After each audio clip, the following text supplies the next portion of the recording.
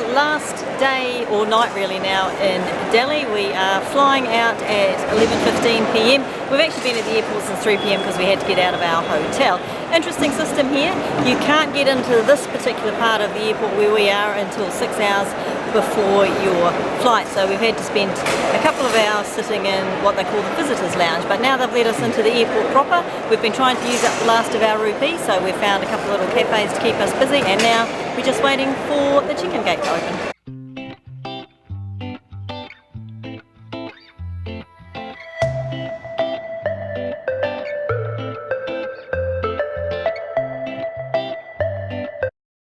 This is not a roundabout.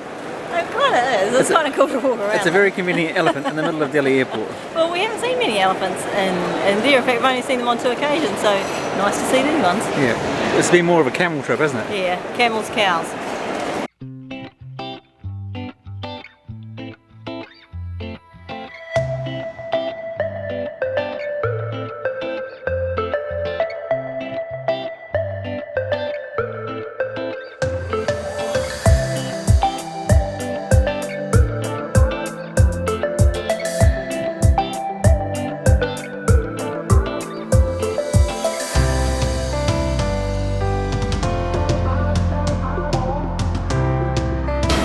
And where are we now?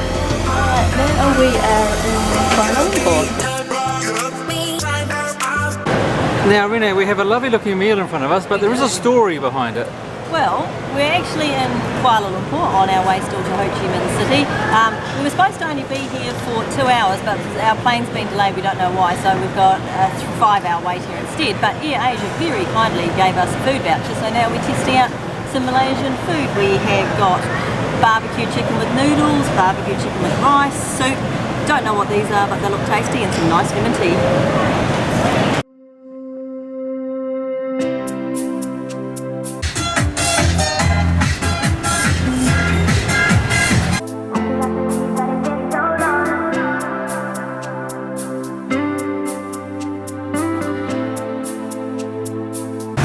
So, Renee, day one in Vietnam, how's the traffic here? Oh, well, there's a lot of it, but I kind of prefer this traffic to the Indian traffic because they don't toot every 5 seconds and they don't toot at everything that moves. So even though there's a lot of traffic, it kind of feels a bit calmer.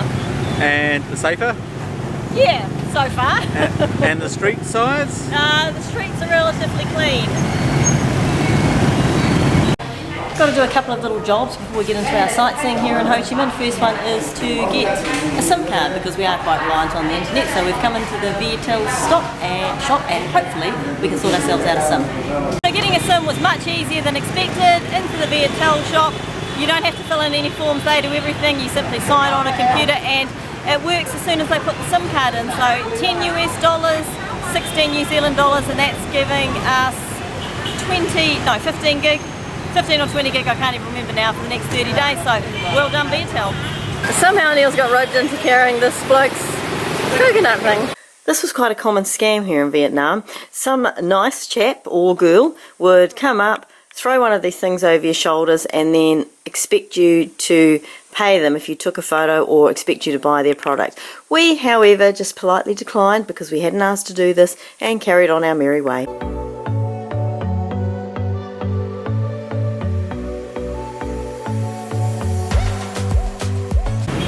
Welcome to the Independence Palace. This originally was the site of a French palace. It was the Norodom Palace, which was built in the 1860s by the French, but in the 1960s it was bombed and then they rebuilt this palace, which became the home of the president of South Vietnam until the fall of Saigon.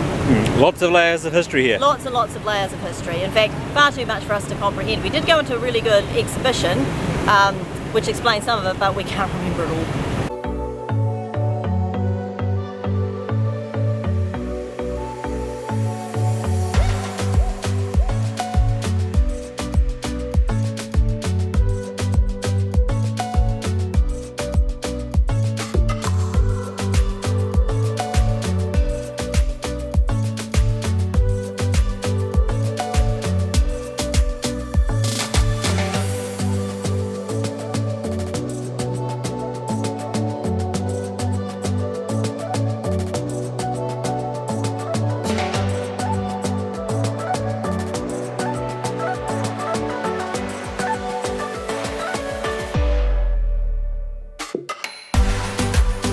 from the terrace of the palace, you can see the gates over here.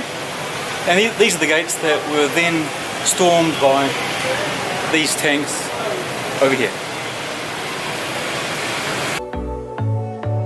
So these are the tanks that famously stormed through the gates, and that marked the fall of Saigon, 1975.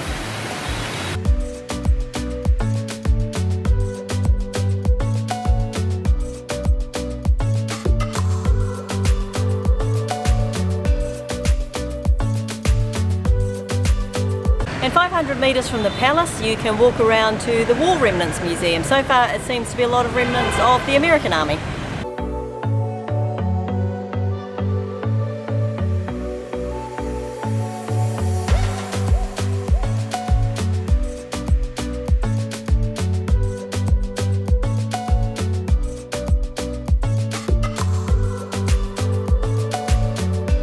And another thing that's not too far from the Independence Palace is the Cathedral of Notre Dame, so you can really see the French influence here.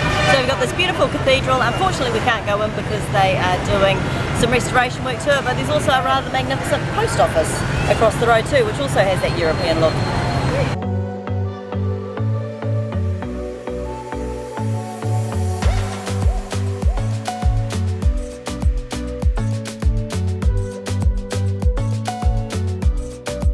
And not far from our hotel is the Bentang Market, so we've come to have a look, hopefully get some lunch as well.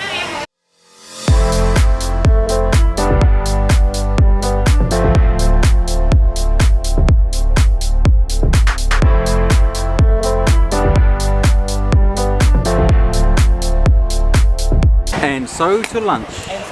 So we've already had half of a banh mi each, which is the bread roll with pork in it, and now we have got some fresh salad rolls.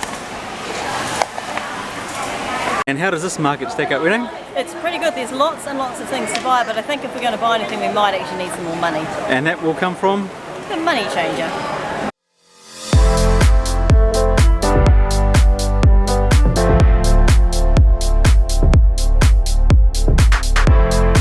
So it's money changing time, and here in Saigon it's a little bit different. We don't go to a bank, we go to the store on the corner. It appears to be a gold or jewellery store, and the rates that they offer are very, very sharp, better than the bank. So that's 5.85 million dong. That should last a couple of days. Right, we've been to this particular dental clinic now twice in the last 2 days. Would you like to explain why? Well, this has been a very good experience. I've had a niggle for I guess a few weeks now, and I was hoping to get home and see my regular dentist and he would miraculously get rid of this niggle. However, it got worse and worse.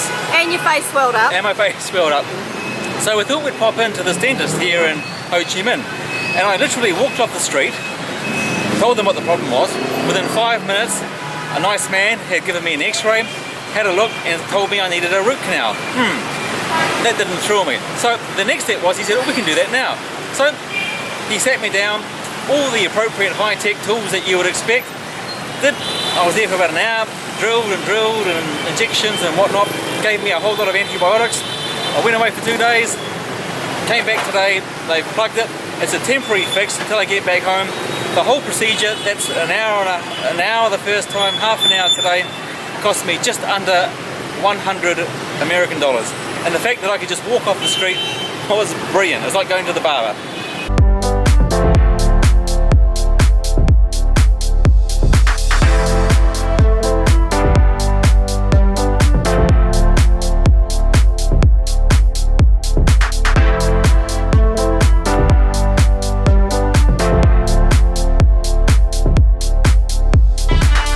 So we found ourselves another flea market. This one's not really my cup of tea though, but Neil, you appear to be in your element. It seems to be all tools and army surplus.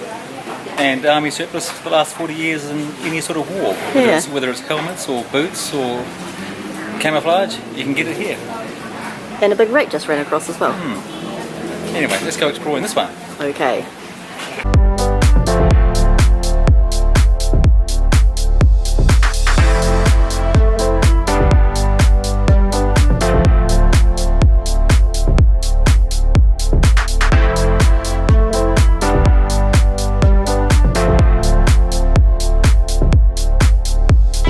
Your head's way too big. seems to have it all. We're down by the river here. We've got a really big modern backdrop behind us. We've also walked past lots of old buildings on the way to get here. So yeah, it's a good combination of old and new.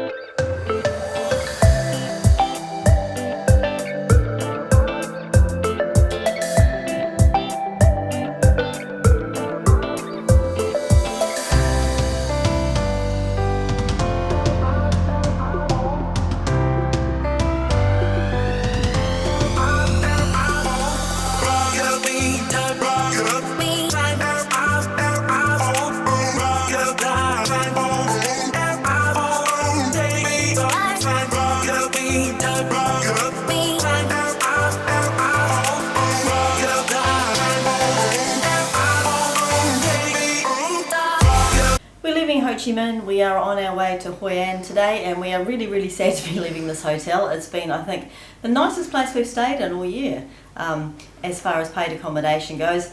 Super comfortable and super clean bed. Everything about this room has been spick and span. Tea and coffee facilities and this awesome bathroom.